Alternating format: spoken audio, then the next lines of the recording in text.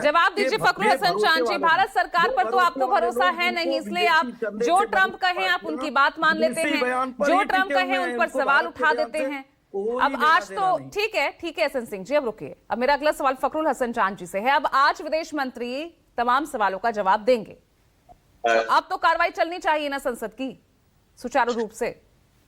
देखिए पूजा जी, पहली बात तो ओम बिरला जी राजस्थान के कोटा बूंदी से भारतीय जनता पार्टी के सांसद के रूप में चुन के आते हैं, तो एक पार्टी के प्रति उनकी जिम्मेदारी है, एक पार्टी से जुड़े हुए हैं। ऐसा नहीं है कि लोकसभा अध्यक्ष कहीं अलग से बन गए, किसी और दल से आए हुए। वो भारतीय जनता पार्टी के पहले सदस्य हैं, उसके बाद लोकसभा अध्यक्ष, पहली बात। और समाजवादी पार्टी ऑल लीडर नहीं, एसएन सिंह साहब आपने बोलना वाला बंद कीजिए, हर डिबेट में आप ये मत किया कीजिए। और ऑल अभी हम समाजवादियों की और दूसरी पार्टियों की अभी बैठक है लीडर्स की, हम तय करेंगे कि आगे की हमारी रणनीति क्या होगी।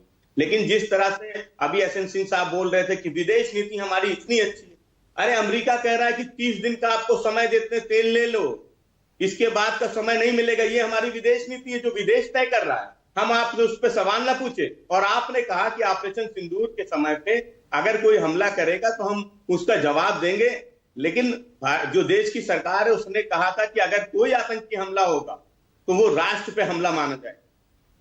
दिल्ली में हमला हुआ था, भारतीय जनता पार्टी की सरकार खामोश थी, ये हमारी विदेश नीति। तो सवाल इस बात का है कि अगर विपक्ष अपने मुद्दों को उठा रहा है, न्यायपालिका में भी अगर किसी जज पे वादी प्रतिवादी को किसी को विश्वास नहीं होता है तो ट्रांसफर एप्लीकेशन डाल दी जाती है कि हमें आपसे न्याय की उम्मीद नहीं है, और वो कोर्ट ट्रांसफर हो जाती है। वो जज का अधिकार होता है, लेकिन जब जज देखता है कि अगर एक पक्ष को मेरे पे भरोसा विश्वास ही नहीं है तो खुद जज उस मामले से खुद को हटा लेता है। लेकिन यहाँ क्या है, यहाँ लगातार अन्याय होता रहेगा, एक पक्ष के साथ लगातार अन्याय होता रहेगा, उनके माइक बंद करते जाएंगे, उनके मुद्दों पे उनको समय नहीं दिया जाएगा, जितना विपक्ष को समय मिलना चाहिए वो नहीं मिलेगा। लेकिन सब कुछ सही है, हम सवाल ना उठाए। क्यों सवाल ना उठाए? अगर लोकसभा अध्यक्ष की भूमिका वो संदिग्ध है, वो पक्षपाती है, तो सवाल तो उठेंगे। और ये सवाल, लेकिन ये भी तो आप जानते हैं ना कि प्रस्ताव लाने से भी कुछ नहीं होगा, नहीं पूजा जी, खारिज हो जाएगा ये प्रस्ताव, ये तो आप जानते हैं। बिल्कुल नहीं होगा। हम बिल्कुल जानते हैं कि हमारे सदस्यों की संख्या उतनी नहीं है, हाँ। प्रस्ताव को कितना है, लेकिन क्या नहीं है, जो 7 है वो 7 खड़े नहीं दिख रहे हैं। टीएमसी जाकर अब टीएमसी ने यू टर्न लिया। नहीं, तो पूजा जी, सबसे बड़ी जिम्मेदारी होती है कि हमें आप पे भरोसा विश्वास है। आप भारतीय जनता पार्टी के सांसद रहे हैं, आप सदस्य चुन के आए। 238 है ना विपक्षी सांसदों की संख्या, 118 सिग्नेचर्स हुए हैं।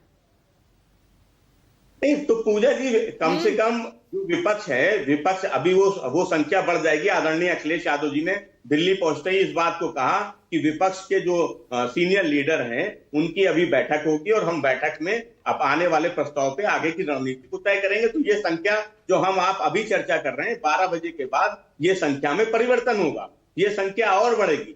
सवाल इस बात का नहीं है कि हमारा ये प्रस्ताव गिरेगा या पास होगा। सवाल इस बात का है कि जो लोकसभा अध्यक्ष हैं उनकी भूमिका को लेके, उनके पक्षपातपूर्ण रवैये को लेके अगर इतनी बड़ी संख्या में लोग उन पे विश्वास नहीं करते हैं तो नैतिकता तो ये बनती है कि उनको स्वयं कहना चाहिए कि हम लोकसभा अध्यक्ष पद पे नहीं रहना चाहते, क्योंकि इतनी बड़ी संख्या में लोगों को भरोसा नहीं है। हम तो जिस दल से आते हैं केवल उस दल के लोगों को भरोसा हो ना हो, लेकिन विपक्ष को तो नहीं है, ये तो साफ तौर पर दिख रहा है।